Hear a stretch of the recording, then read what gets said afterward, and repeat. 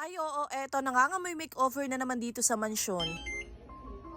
So ayun na nga mga Mars, another vlog. Mga oras na to mga Mars ko, kakaalis nga lang ni Jowa at Tantan dahil nga si Tantan ay papasok na nga sa school. At ayan, mapapansin nyo nga na sobrang daming kalat ngayon dahil nga kanina ay hindi nga ako nakapaglinis nung umaga dahil meron nga kaming pinuntahan. So taalis na nga kami dahil kailangan nga maaga kami doon, kaya ayan, hindi na nga ako nakapaglinis-linis dito. So syempre, inantay ko na nga lang din muna makapasok si Tantan dahil kailangan pang asikasuhin ang bata. Pero at ayan nga, nung makapasok na, syempre aasikasuhin na natin dito yung mga naiwan nga na kalat. Kagaya na nga lang netong pinagkainan namin kaninang tanghali. So hinugasan ko na nga agad yan para wala masyadong kalat dito sa aming lababuhan. So sa ngayon talaga mga Mars, ang mapapanood nyo talaga sa mga video ko ay paglilinis talaga sa bahay, pag may makeover, ayan, pagpapromote ng mga products. Dahil ngayon nga ay hindi pa rin po open ang munti naming tindahan. So ayan, kitang-kita nga dito sa video na yung tindahan nga namin wala na talagang kalaman-laman. And ayoko na rin talagang magsabi kung kailan nga kami mag-open para nga hindi talaga siya maudlo. Sa totoo lang mga Mars ko, miss ko na talagang magtinda. Pero ayun, meron pa kasi akong dapat ipaayos dito sa mansyon namin bago nga kami mag-open talaga ng tindahan. Kaya ayan, for the tiis muna tayo dito sa loob ng mansyon. And dito pala mga Mars ko, ma-share ko nga sa inyo, dumating na nga pala itong Davis Paint. Grabe, hindi ko akalain na mabibigyan talaga ako ng ganitong products from Davis Paint dahil alam naman natin na isa rin talaga to sa kilalang brand pagdating nga sa mga pintura. Saktong-sakto nga to mga Mars ko nung dumating dahil binabalak nga namin ni Jowa na i-makeover naman yung taas namin kung saan nga nakapwesto yung lagayan namin ng mga damit, ganun. So binabalak ko kasing ipa-double wall yun, tapos nga iyon, balak namin siyang pinturahan, and saktong-sakto, ayan, meron tayong Davis Paint dito. Kaya ayan, mapapansin nyo dito, pangkahoy talaga tong pintura na to kasi ito talaga yung nirequest ko. Since sa taas nga namin, hindi nga po siya nakabato, bali kahoy lang naman siya. So hindi ko naman kasi hanggang taas pinarenovate yung bahay namin. So kung ano talaga siya, ayun at ayun lang. So binabalak ko nga sana pati nga yung kwarto namin is pinturahan namin kasi sabi ni Jowa, wag na since kakalagay lang namin doon ng foam bricks, kaya naman doong part lang sa may lagayan namin ng damit ang mapipinturahan ko. So wait nyo na lang yan mga Mars ko. Another makeover na naman tayo. And yung pinili ko pala na color dito is yung bridal white para nga saktong-sakto lang din talaga or akma lang yung kulay niya dito sa may baba namin. So ito kasi yung pinakamalapit daw na kulay sa Milky Way. So ito na lang talagang bridal white yung kinuha ko. And ayun mga Mars ko, hindi na nga ako makapag-antay na naman na maayos na nga yung sa taas namin para makita na kung gano'n nga ba kaganda kapag napinturahan na neto. So at ayun, meron na naman tayong bagong pagkakaabalahan. O siya mga Mars ko, hanggang dito na lang. Bye-bye! Passive income ba ka mo? Bakit hindi mo subukan ang Piso Wi-Fi ng Share Wi-Fi? Sa may internet ka sa bahay, pwede ka nang kumita. Maglagay ka lang ng Share Wi-Fi vending machine at automatic kang may kita araw-araw. Habang may nagko-connect, may pumapasok na income. Easy, di ba? Check mo sa comment section kung paano maka-order ng sarili mong Share Wi-Fi vending machine.